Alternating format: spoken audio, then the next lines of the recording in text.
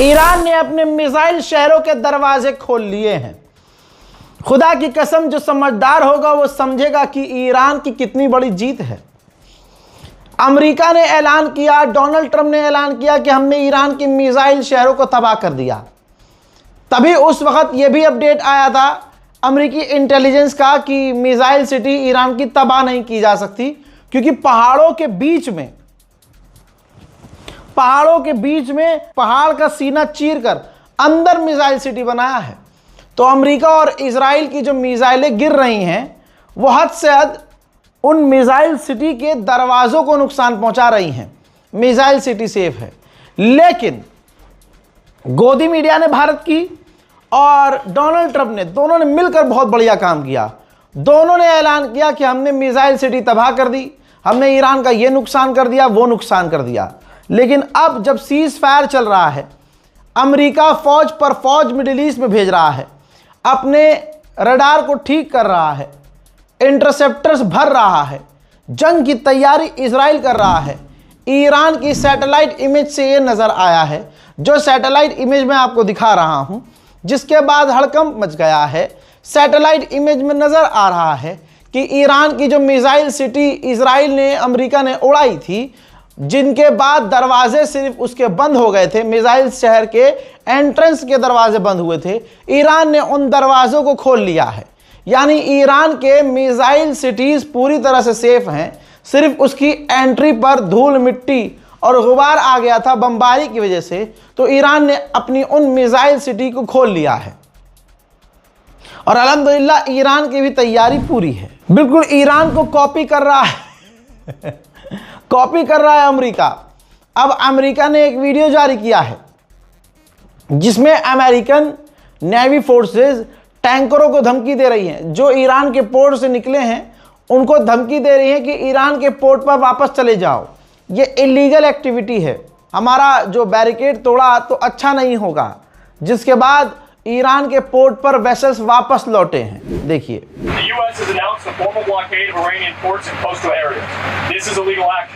All vessels are advised to immediately return to port if leaving and discontinue transit to Iran if that is your next port of call. Do not attempt to breach the blockade. Vessels will be boarded for interdiction and seizure transiting to or from an Iranian port. Turn around and prepare to be boarded. If you do not comply with this blockade, we will use force. The whole of the United States Navy is ready to force compliance. Now, Donald Trump की चूड़ी tight हो गई है। कोई भी ऐसा नहीं है जो उसको सपोर्ट करे उसकी सरकार के अलावा।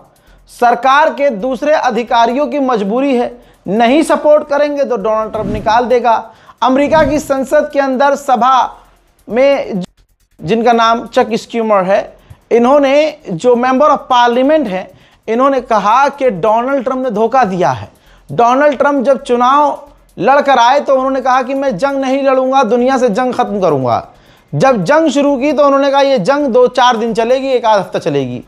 आज 40 दिन से ऊपर हो चुका है, अमेरिका इस जंग में फंस चुका है और डोनाल्ड ट्रंप की वजह से सारी दुनिया इस जंग में इफेक्ट हो रही है। जैसा मैंने आपसे कहा था, सामने से ये लड़के देख लिया तो अमेरिका बुरी तरह से पिट गया। मेजर गौरव आर्या का दादा पूरी दुनिया के सामने नंगा करके पेला गया ईरान के द्वारा। तो अब डोनाल्ड ट्रंप जिसको दुनिया भाई नकार रही है, आप देखिए जब सब जगह से भगा दिया गया तो भारत की मोदी सरकार उसको कबूल कर रही है। यह है हमारी इस सरकार की असलियत, यही दम है, वो भी बताऊंगा बाद में। आप देखिए कि अब पुराने, जब सामने से ईरान को नहीं लड़के देख लिया ना, तो अब पुरानी स्ट्रेटजी पे आ गया। ईरान पर पाबंदी लगा दी। ईरान पर जो पाबंदियां लगी थी हटाने की बात थी, अब नई पाबंदियां और लगा दी। अब ऐसे में ईरान को क्या फर्क पड़ेगा? टन घंटा फर्क पड़ेगा। पूरी पाबंदियों के बावजूद, सदियों से पाबंदी लगाने के बावजूद आज यह हालत हो गई कि अमेरिका कह रहा है ये यूरेनियम बना रहा है, परमाणु बनाएगा। तो तुमने जो पिछले 40 सालों में पाबंदी दे पाबंदी ले पाबंदी दे पाबंदी ईरान पर लगाई थी, उन तमाम पाबंदियों के बावजूद अगर आज तुम ये कह रहे हो कि ईरान परमाणु बना सकता है, तो मुन्ना तुम्हारी पाबंदियां तो फेल हो गई और आगे भी फेल होंगी। आइए अब जरा मोदी सरकार पे आते हैं कि औकात क्या है मोदी सरकार की। मोदी सरकार उस आदमी को जिसने हमारे माननीय प्रधानमंत्री का अपमान किया, जो किसी भी भारतीय को पसंद नहीं आया, भारत को धमकाया, और हमें मोदी जी कहते हैं my friend Donald Trump, my friend Donald Trump करते हुए मोदी जी थक नहीं रहे, दोबारा से शुरू हो गया इनका। और उधर जो डोनाल्ड ट्रंप है वो पाकिस्तान के आसिम मुनीर को ग्रेट मैन कह रहा है। हमारे दुश्मन को बेस्ट फ्रेंड बनाकर बैठा हुआ है डोनाल्ड ट्रंप। और हमारी मोदी सरकार की मर्दानगी देखिए कि डोनाल्ड ट्रंप माय फ्रेंड। ये देखिए ताजा तरीन जानकारी अब ये आ रही है कि भारत के अंदर मोदी सरकार डोनाल्ड ट्रंप की सरकार को सपोर्ट करने के लिए डोनाल्ड ट्रंप का आप समझ रहे हैं। ये देखिए दिल्ली में ऑटो पर लगेगी ट्रंप की तस्वीरें। यह है औकात। आप सोचिए जो 250वीं एनिवर्सरी ऑफ अमेरिका आ रही है, इंडिपेंडेंस डे अमेरिका का आ रहा है, तो भारत के ऑटो रिक्शा के ऊपर ट्रंप की तस्वीर लगाएंगे। लेकिन यहां हैरानी की बात यह है, जो तस्वीर आ रही है न्यूज़ 24 के जरिए, मोदी का फोटो नहीं होगा यहां पे। मैं बर्दाश्त नहीं करूंगा भाई साहब। मोदी काहे डर रहे हैं? आज तक जो आदमी मैयत के कागजात पर अपना फोटो चिपकवाया, वो आदमी अमेरिका के राष्ट्रपति के साथ ग्राफिक्स में, बैनर में, पोस्टर में अपनी फोटो नहीं लगवा रहा है। यह बड़ी चिंताजनक बात है भाई मेरे लिए, सबसे बड़ा मुद्दा है। और औकात देखिए, डोनाल्ड ट्रंप की औकात देखिए कि दिल्ली के रिक्शों के पीछे चिपकेगा उसका फोटो। मोदी जी सोच रहे हैं कि ये कितना बढ़िया, मतलब ट्रंप खुश हो जाएगा, बहुत बढ़िया। दूसरे देशों में बुर्ज खलीफा पर नाम चलता है, तो भाई हमारे ना रिक्शे के पीछे नाम चिपकवाऊंगा तेरा। मेरे दोस्तों, IMF ने, वर्ल्ड बैंक ने वार्निंग दे दी है कि अगर इसी तरह से जंग चलती रही तो ये तेल जो है ना, तेल, डीजल, पेट्रोल के दाम 200% बढ़ जाएंगे। उधर कतर और ईरान के विदेश मंत्रियों के भी बीच बात हो गई है। तमाम अरबों को समझ में आ गया है कि अमेरिका की क्या औकात है, इजराइल की क्या हैसियत है। असली पावरफुल अगर कोई है तो वो तो ईरान है। और ईरान भले ही शिया है तो अपना मुसलमान भाई। अब सबको पिटने के बाद एहसास हो रहा है और ईरान से सभी अरब देश धीरे धीरे बात कर रहे हैं। हजरात मोहतरम, अब इजराइल करेगा क्या? इजराइल के एक शॉपिंग मॉल में हजारों की तादाद में मधुमक्खियां घुस गईं और उसके बाद इजराइल के उस शॉपिंग मॉल में भगदड़ मच गई। भाई साहब, ऐसी ऐसी घटनाएं इजराइल के साथ होती हैं जो इतिहास याद दिलाती है।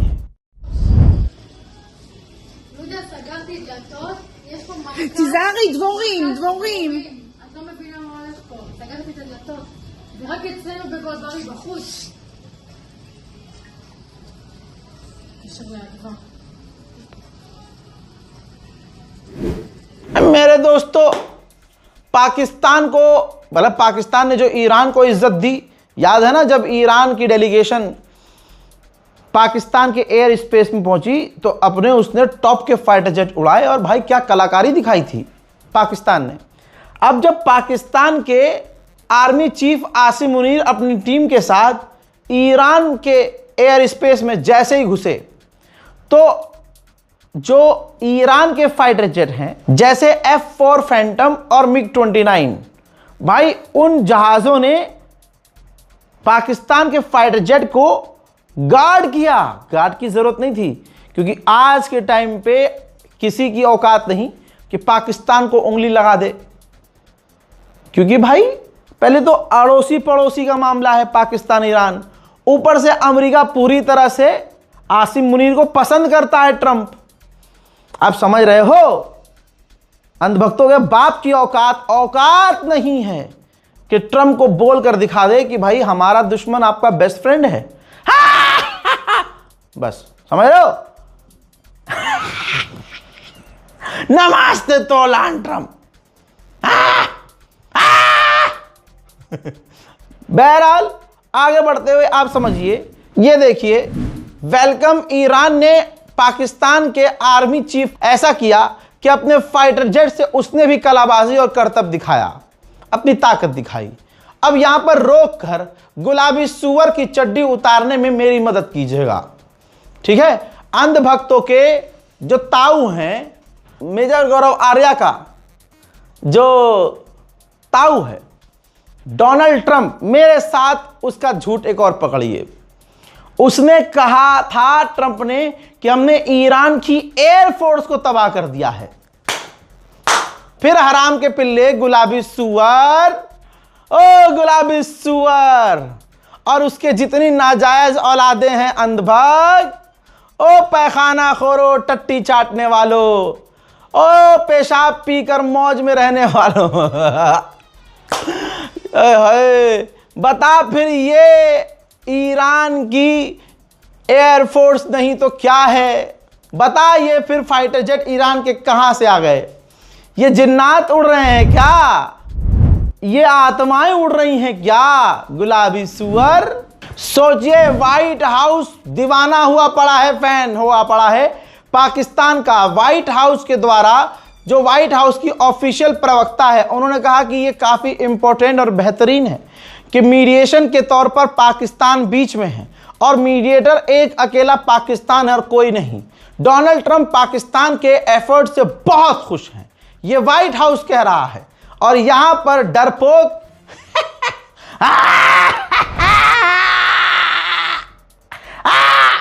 यहां पर डरपोक भारत के अंदर अपना पैसा खर्च करके, हमारे भारतीयों का टैक्स पेयर्स का पैसा खर्च करके फ्लेक्स और बैनर चिपकाएगा रिक्शों के पीछे, और जो हमारे कट्टर दुश्मन को दोस्त बता रहा हो, बेस्ट फ्रेंड, उसे मोदी कह रहे हैं अपना बेस्ट फ्रेंड। आप यहां से विदेश नीति समझ जाओ और दबाकर बीजेपी का बटन दबाओ, पूरा बेड़ा गर्क होना चाहिए। मेरे दोस्तों, व्हाइट हाउस ने यह भी कहा है कि कई देश हमारी मदद को आने को तैयार हैं, लेकिन हम सिर्फ पाकिस्तान से मदद ले रहे हैं। पाकिस्तान अकेला मीडिएशन करवा रहा है। और चाइना ने डोनाल्ड ट्रंप से वादा किया है कि वो ईरान को हथियार नहीं देगा। हमने कई देशों को वार्न कर दिया है कि ईरान से बिजनेस ना करना, वरना तुम्हारे बैंकों में रखा हुआ ईरानी पैसा सीज कर देंगे। यानी ये बात समझ लीजिए कि अमेरिका अब युद्ध नहीं लड़ना चाह रहा है, फटी पड़ी है एकदम, चड्डी उसकी पूरी फटी पड़ी है। हक दिया है उसने, डायपर पहन के घूम रहा है डोनाल्ड ट्रंप कि कब कहीं से खबर कुछ आ जाए और मेरा लहंगा निकल जाए। परेशान है। अब सिर्फ दोबारा, अब आप देखिए, दोबारा पाबंदी लगाना, बैन लगाना, धमकी देना, टैरिफ लगाना, अपने पुराने जोन में आ गया है अमेरिका पिट पिट कर। व्हाइट हाउस ने यह भी कहा कि हमारा मानना यह है कि हमने जो ब्लॉकेज किया हुआ है, पूरा रास्ता बंद किया हुआ है स्ट्रेट ऑफ हॉर्मुज़ का, इससे फायदा यह होगा कि चाइनीज चाहकर भी ईरान से तेल नहीं ले पाएंगे। आजाद ईरान अपना पेट्रोकेमिकल जो बेचता था, एक्सपोर्ट करता था, वो बंद कर लिया है और अच्छा पैसा कमा रहा था।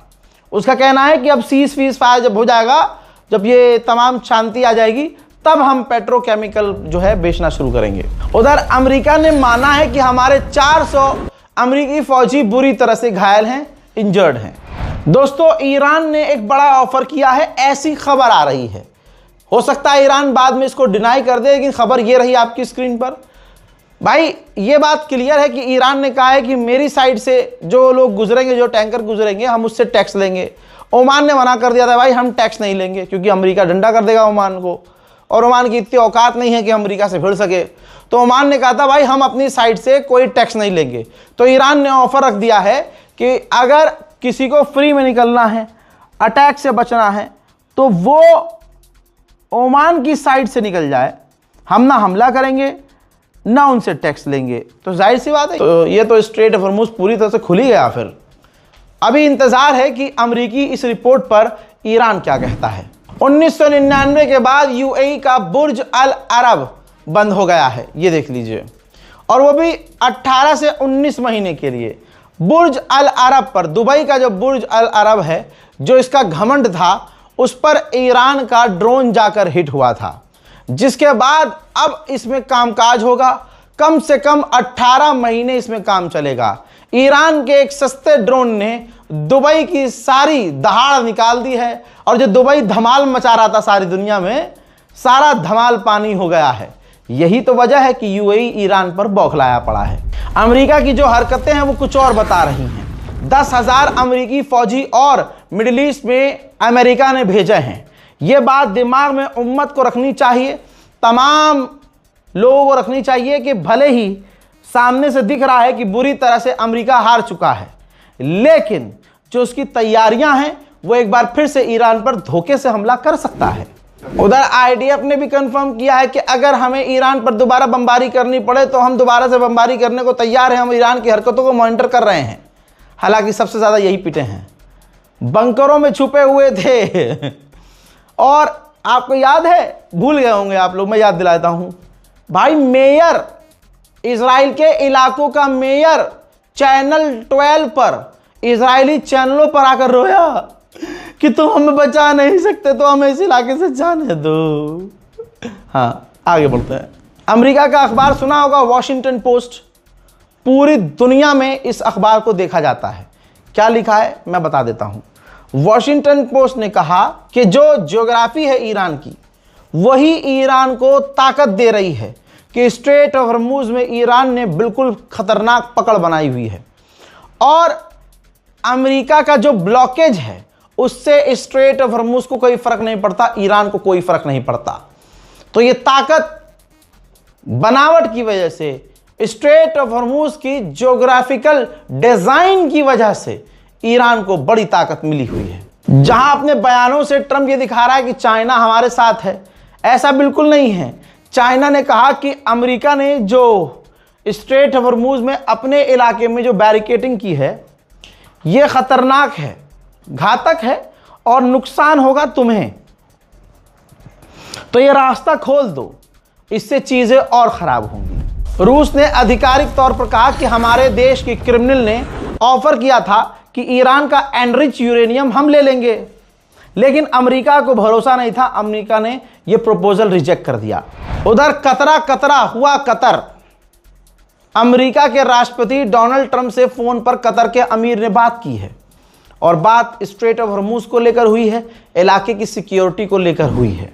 उधर मेरे दोस्तों तस्वीर आपके सामने, शहबाज शरीफ ने, यानी पाकिस्तान के जो प्रधानमंत्री हैं, उन्होंने मोहम्मद बिन सलमान से मुलाकात की है। करनी ही पड़ेगी क्योंकि भाई पैसा लेना है, लोन लेना है, उधारी लेनी है और यूएई को उधारी चुकानी है, तो किसी ना किसी की चापलूसी तो करनी होगी। उधर यूएन ने उठाया है ईरान के हक में बड़ा कदम। यूएन ने 12 मिलियन ह्यूमैनिटेरियन एड ईरान को देने का ऐलान कर दिया है। अब आप देख लीजिए, ईरान से धीरे धीरे खबर शिफ्ट की जा रही है कि अमेरिका के लिए ईरान प्रायोरिटी नहीं है। अब बताया गया है कि पेंटागन तैयारी कर रहा है क्यूबा पर हमला करने के लिए। लो जी लो, अपनी इज्जत बचानी है तो किसी कमजोर पर हमला करके अमेरिका अपनी ताकत दिखाएगा और दुनिया के बड़े देश डर जाएंगे, अरे और अमेरिका ने ये कर दिया, यही करता आया है। लेकिन ईरान से गलत भिड़ा और बची कुची इज्जत जो उसकी थी वो भी खत्म हो चुकी है। आज दुनिया का हर व्यक्ति अमेरिका को गलत बोल रहा है, इजराइल गलत बोल रहा है कि इन्होंने ईरान पर हमला किया और उसके बाद ये हालात हुए। लेकिन भारत में बैठा मेजर गौरव आर्या, जिसके खिलाफ मुसलमान कुछ बोल नहीं रहा, जिसने ईरान को अपना दुश्मन तक बताया और अपना भाई, सगा भाई इजराइल को बताया। ये चलो ठीक है, तुम किसी को भाई मानो, किसी को बहन मानो, किसी को बाप मानो, कोई फर्क नहीं पड़ता। लेकिन वॉर क्राइम को इसने कबूल किया कि हां, मुझे पसंद है कि लेबनान पर 100 बम और मारे, गाजा पर 50 बम और। दुनिया का हर संगठन, यहां तक कि भारत की विदेश नीति भी कहती है कि हम फिलिस्तीन के साथ हैं, शांति और अमन आना चाहिए। लेकिन वहीं पर मेजर गौरव आर्या चैनल पर, इंडियन चैनल पर, नेशनल चैनल पर आके बोलता है कि मैं चाहता हूं, मुझे बड़ा पसंद है लेबनान पर और 100 बम मारे इजराइल और गाजा पर 50 बम मारे। यही असलियत है हिंदुत्व की, यही आज की तस्वीर है हिंदुओं की। वरना सोचिए, हिंदुओं में जिस तरह से शांति है, इसके बयानात के बाद कितनी तकलीफ देह है। चुप रहकर मेजर आर्या को सपोर्ट किया जा रहा है। बड़े बड़े पत्रकार जो पढ़े लिखे हैं ना, मेजर आर्या के उस, भाई सोचिए, ईरान काउंसलेट हैदराबाद ने रीशेयर किया है भाई। तो सोहित मिश्रा लिखते हैं कि जैसे जोकर बैठे हुए हैं दोनों तरफ, खास करके टीवी पर जो जोकर बैठा हुआ है, जो कि रिप्रेजेंट कर रहा है अपना शो नॉट इंडिया, यानी जो ये शो में बोल रहा है सिर्फ ये अपने न्यूज़ 18 गोदी मीडिया को प्रमोट कर रहा है, रिप्रेजेंट कर रहा है। भारत की ये मान्यता नहीं है। जो आइडियोलॉजी है गॉडसे की, वही सपोर्ट कर रही है गाजा के अंदर हो रहे नरसंहार, और जो बच्चे मारे जा रहे हैं सिर्फ गॉडसे के सपोर्टर उसे सपोर्ट कर रहे हैं। गांधी वाले लोग किसी भी हालत में नरसंहार को सपोर्ट नहीं करते। मेजर गौरव आर्या कोई मेजर नहीं, ये आतंकी काम कर रहा है, हमारे रिश्ते दूसरे देशों से खराब कर रहा है। मुसलमानों की नफरत में इतना कुंठित है ये आदमी कि ये कुछ नहीं देखता कि हमारी भारत की विदेश नीति क्या कह रही है। बस दुनिया में कोई भी किसी मुसलमान को मार रहा हो, ये तुरंत उसे अपना बाप बना लेता है। लेबनान पे कह रहा है कि 100 बम और मारो, वहां और नरसंहार करो, जबकि भारत का विदेश मंत्रालय बता रहा है कि लेबनान में इंटरनेशनल पीस कीपिंग फोर्स के तहत हमारे 600 फौजी वहां तैनात हैं और इजराइल यूएन की फौज पर हमला करता रहता है। भारत सरकार को चिंता है, भारत सरकार को चिंता है कि हमारे जो फौजी लेबनान में हैं वो सुरक्षित रहें। बयान सुनाऊं विदेश मंत्रालय का? देख, सुअर की नस्ल, मेरे कद्दू का मेजर और मेरे कद्दू का गौरव आर्या, सुन। The exact number of troops that we have in UNIFIL, we have around 600 Indian troops who are serving in UNIFIL. We have been doing it, our peacekeeping operations go back several decades. We are also the largest troop contributing country to the UN peacekeeping missions, and the contribution of our peacekeepers has been well noted, regarded to global peace and security. We had also issued a statement, which you may have seen, condemning the recent attacks on UNIFIL, in which several troops unfortunately lost their lives. देख लिया दोस्तों, ये हमारे भारत की विदेश मंत्रालय के प्रवक्ता हैं, कह रहे हैं कि हमें चिंता है, लेकिन मेजर गौरव आर्या कह रहा है कि नहीं, लेबनान पर बम मारे 100 और। वो इजराइल जो यूएन की फौज पर हमला करता है, इजराइल के ही हमले में इंडोनेशिया के 3 फौजी लेबनान में मारे गए, इजराइल के हमले में, और वो भी इंटरनेशनल फौज में थे। लेकिन मेजर गौरव आर्या, मेरे तमाम हिंदू भाइयों से अपील है, चीजों को समझो। मुसलमानों से नफरत करनी है, करो। आप सुअर पाल रहे हो, पालो। मुसलमानों की नफरत में इतना एक झुंड पागल हो गया है कि सुअर के में मुंह लगाकर चूम रहा है, और आज इन्हें याद आया कि नहीं, गौ माता नहीं, हमें तो सुअर पालना है। नफरत में इतना गिर गया इंसान कि सुअर को अपने घर में पाल रहा है इंसान। वो सुअर जिसके लिए फेमस है लाइन कि अगर इसे छोड़ोगे नहला धुलाकर ये जाएगा गू खाने ही, लेकिन उनको एक समुदाय मुंह से मुंह मिलाकर एक थाली में खाना खा रहे हैं। अल्लाह तेरा शुक्र है कि तूने हमें मुसलमान पैदा किया। अल्लाह तेरा शुक्र है कि इन हैवानों की शक्लों से दुनिया को एहसास हो रहा है कि ये कितने गंदे हैं और इस्लाम कितना अच्छा है। अल्लाह तेरा शुक्र है कि इनकी नफरतों की वजह से इनका चेहरा उजागर हो रहा है। मैं तो प्रभु श्री राम का भी धन्यवाद अदा करता हूं कि वाह रे भगवान तेरी लीला, नफरतियों का मुंह ऐसा उजागर किया आपने कि आज इनका मुंह इतना काला है कि सूअर के साथ सो रहे हैं, सूअर के साथ घूम रहे हैं और सूअर के साथ खा रहे हैं। आय हाय हाय, क्या स्तर आ गया है उनका। बहरहाल इसी खबर के साथ मैं इस अपडेट का खात्मा करना चाहूंगा और इंतजार कीजिएगा मेरे अगले अपडेट का। पूरी रात जो अपडेट किया है जाकर जरूर देखिएगा। जय हिंद।